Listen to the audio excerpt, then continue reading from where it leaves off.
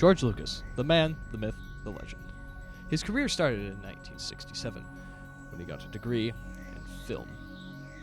However, it didn't really start until 10 years later, where he would go on to create some of the most highly recognized films in his career.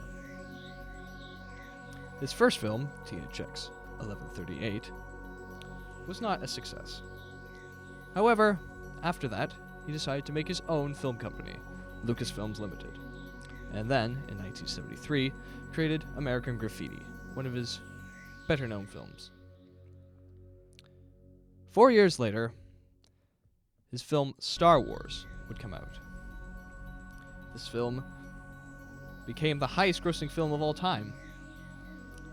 It would not be challenged until 5 years later by a film by one of his friends, Steven Spielberg. This film was groundbreaking. He employed many startup actors and actresses, such as Harrison Ford, the late Carrie Fisher, and Mark Hamill, who would go on to become some of the most recognized faces in the film industry today. He also employed several veteran actors, such as Peter Cushing,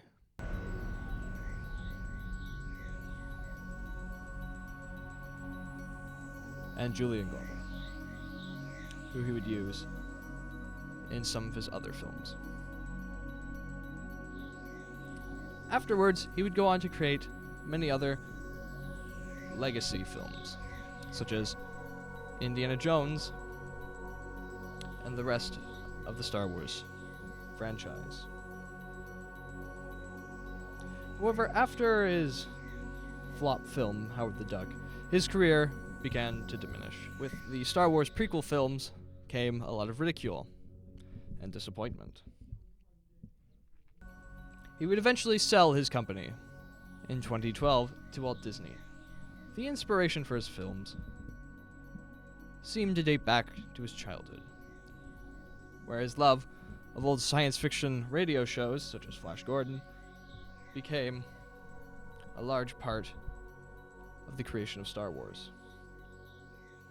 And for Indiana Jones, when he failed to show up to the premiere of Star Wars, he was with his good friend Steven Spielberg, a fellow director, in Hawaii, where the two collaborated the idea of that film, which Spielberg would later go on to direct. Another person who was heavily influenced by his career was John Williams, who would become known after Star Wars as being one of the greatest cinematic composers of his time.